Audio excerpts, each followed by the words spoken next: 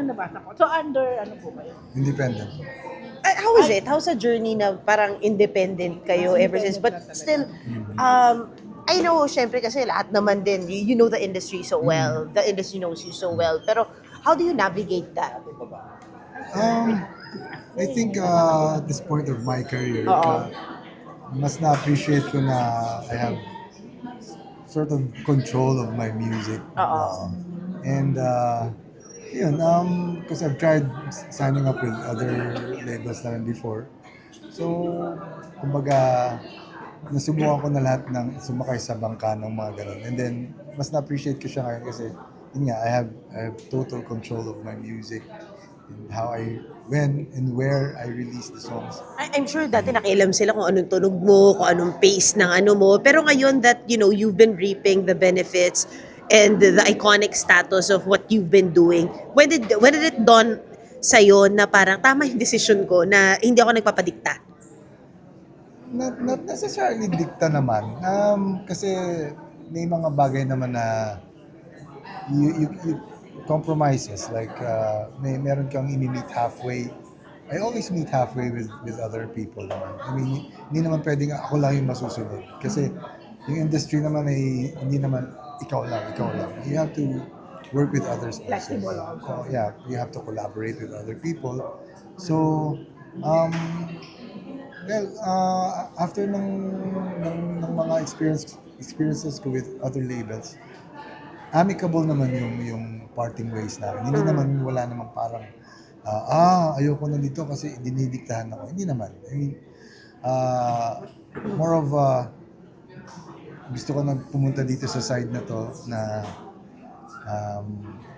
ako yung nagmamanage ng lahat ng in terms of music and promotions. So, ganun. Wala naman. But you've been in the industry, music industry for how long? Actually, matagal na po. May banda ako before, we're called Bridge. So, 1990, 1998. Independent, again, independent artist. After 2 albums, saka ako nag-solo. I started solo mga 2000. So, I released my first solo album 2010 na.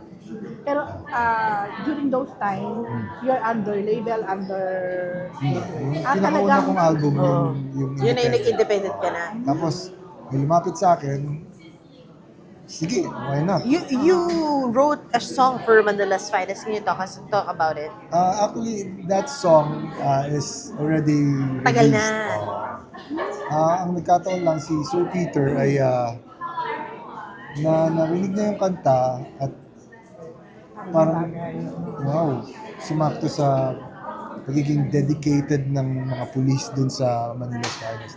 Yung dedication sa work, yung pag-ibig na walang katapusan. Hindi lang naman sa romantic yung pag-ibig eh.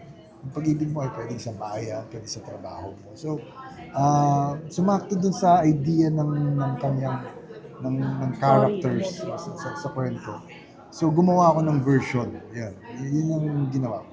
Gumawa ako ng version na mas kalmado lang, mas bumagay sa mga eksena. Kasi syempre, it's a soundtrack. So, medyo pinanood ko yung ibang scenes.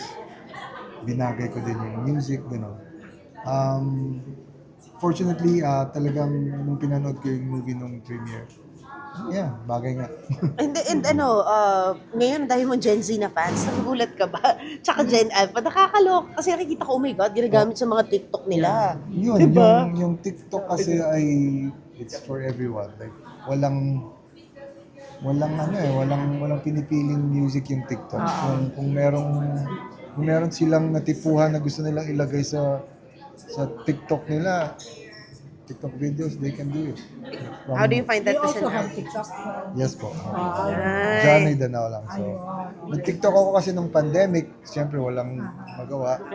So, I perform songs, I cover songs there. Just for the people na medyo na-miss yung live scene that time, di ba?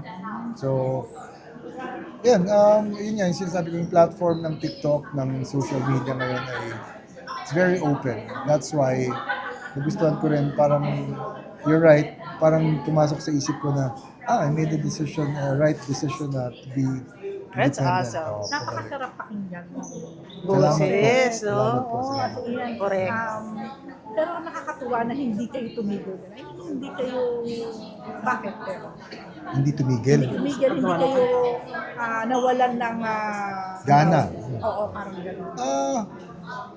Inisip ko na rin yan before, but I think pag nahanap mo talaga yung sinasabi nilang passion mo and your calling, mahirap siyang bitawan. Mahirap talaga. Like, kahit na, sabi nga nila, through thick and thin. Kung walang nanonood sa'yo, merong nanonood sa'yo. May nakikinig sa'yo, walang nakikinig sa'yo. Pero pwede ka ng mainstream even before. Pero bakit hindi mo siya sobrang pinursue?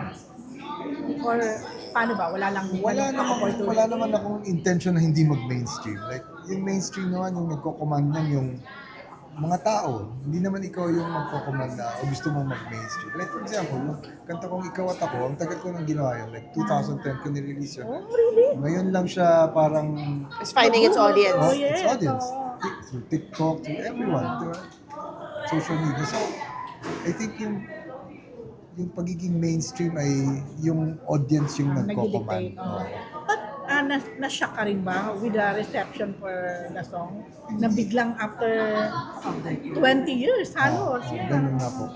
Hindi naman po ako na-shock kasi yung kanta naman ay it's very how do you call it, universal naman kasi siya, or should I say kahit saan siya era or generation nilagay.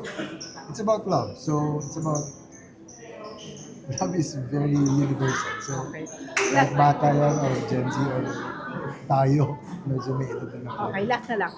Kasama to sa i-survive yung mga naglalaki, yung may contest dito.